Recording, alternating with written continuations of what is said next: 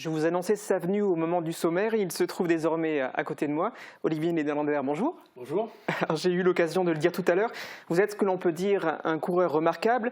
Et j'espère que vous ne prendrez pas mal si je dis que vous êtes remarquable plus pour votre tenue que pour vos performances sportives. C'est déjà une performance de courir en tenue, je peux vous le dire, en sachant que ma chaussure, une chaussure, donc le godillon, pèse 1,3 kg. La chaussure, donc vous avez déjà 2,6 kg à chaque pied, donc chaque pas fait que ça devient de plus en plus dur. La chaussure, comme l'on connaît, elle est flexible, celle-ci non, puisque c'est une planche en bois, donc c'est raide, donc il faut faire attention aux descentes, et c'est très physique. On va dire le costume, comme je suis habillé là, pèse 10 kg. Donc j'ai 10 kg en plus mon drapeau, on va montrer ici quand même, du souvenir français que je porte à chaque course maintenant. Pour montrer. Dans cette association, il faut... Voilà, je suis dans cette association aussi. Un petit peu. Et donc voilà, je porte les couleurs de cette association, mais aussi des poilus lors de cette difficile guerre qui a commencé il y a 110 ans. Donc vous êtes avec nous en plateau aujourd'hui, mais peut-être que les téléspectateurs les plus fidèles se souviendront d'un passage que vous avez fait en 2018. Alors j'ai noté la date, c'était le 7 juin 2018. On avait diffusé un petit reportage pour montrer ce à quoi ça ressemblait de courir en poilu. Et je propose qu'on le regarde, ce reportage. Je suis un patriote sarregueminois. Je cours et je porte les couleurs du souvenir français. En ce lieu et en ce jour, je rends hommage à ces poilus, ces combattants et combattantes de l'ombre et ces engagés volontaires alsaciens et lorrains qui ont donné de leur sang pour nos mères patries. Toutes ces personnes pour lesquelles notre association lutte contre leur oubli et leur prestige sont précieux souvenirs. Je vous remercie et bonne course. C'est nous qui vous remercions. On peut mettre le petit. Vous en rappelez de cette course? C'était à Saint-Miel, je crois. Oui, c'était ma première course.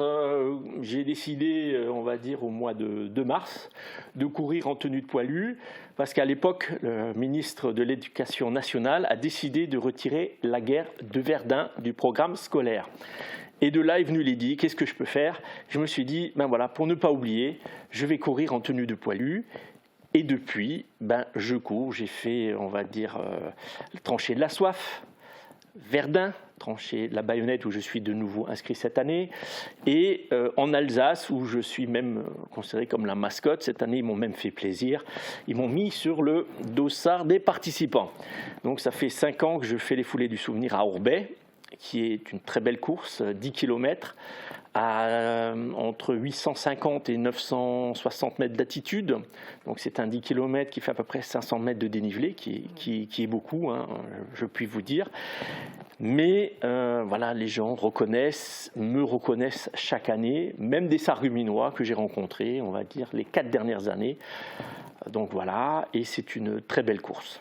Vous pourriez choisir du plat, mais c'est pas votre idée, quoi. Autant être extrême jusqu'au bout. Voilà, parce qu'à l'époque, les conditions étaient difficiles, très difficiles. Le fait de courir en tenue, on peut déjà voir sur les vidéos, on a l'impression qu'ils courent comme des lapins, mais moi je peux vous dire que c'est pas le cas. Hein. C'est difficile, et cette année, pour les 110 ans, donc voilà, j'ai ramené mon petit cadeau pour faire plaisir. Je vais faire entre 5 et 6 trails avec le pactage en plus. Et là, on sera à combien de kilos? On sera, alors là, il est environ à 7 kilos en plus. D'accord, donc au total, on est à combien? 17 kilos. D'accord, avec une tenue qui semblerait plus appropriée pour l'hiver, mais en été, vous avez la même, du coup, pour participer aux courses? En été, par exemple, comme vous avez pu voir lors de la tranchée de la Soif, il a fait 28 degrés, donc j'étais avec ma capote et j'ai couru.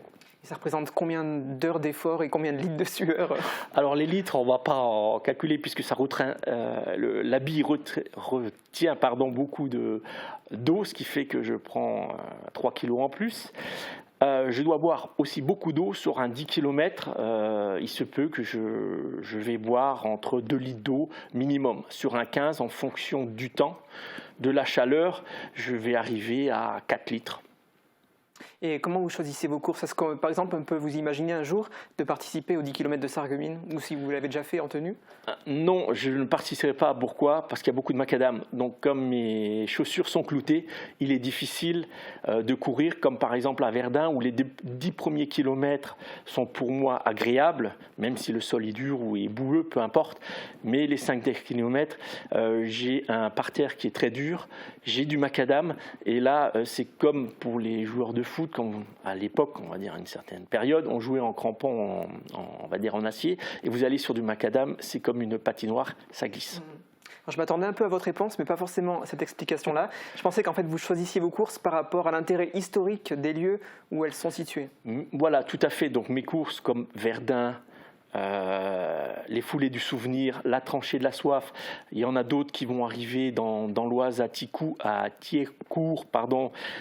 aussi à Pont-à-Mousson. Il y a les croix de la Carne où je vais participer cette année le 6 octobre. Il y a aussi à Meaux. Il y a aussi une qui vient d'être créée l'année dernière, c'est le Chemin des Dames, qui est aussi au mois de fin novembre, début décembre, où je participerai, ce qui fait que je pense cette année entre 6 et 7 trails qui font honneur à la Première Guerre mondiale. D'accord. Et dans quel état vous terminez vos courses? Avec les pieds en sang ou... Alors on va dire les premières courses ont été très difficiles puisqu'il faut s'habituer au godillon. L'année dernière, je me suis acheté, j'ai pu trouver une chaussure un peu plus grande, des godillons plus grands, qui permet maintenant d'avoir un confort, entre guillemets, hein, c'est pas des chaussons, mais j'ai moins mal aux pieds ou j'ai plus besoin d'arracher mes ongles, puisque c'est ce qui arrivait très souvent les premières courses, du fait que ma chaussure est très dure et que devant il y a une armature en acier et dès que vous tapez à chaque foulée, vous tapez, l'ongle tape devant, et il arrivait que mes ongles étaient bleus. Okay. Combien de temps il vous faut à peu près pour conclure une course de 10 ou 15 Alors on km? va dire sur du 15 km, je suis sur du 3,15, 3,30. À Orbey, je tourne entre du 2,20, 2,30. En sachant qu'à Orbey, c'est un parcours très difficile du fait du dénivelé.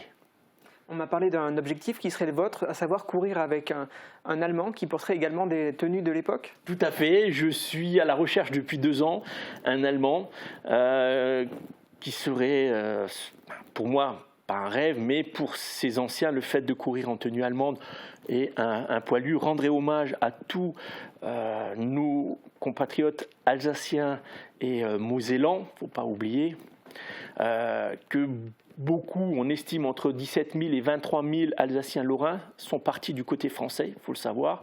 Je vais vous donner un exemple, pas loin d'ici, à Calouse, donc 3 frères Gross sont partis donc sous le drapeau allemand.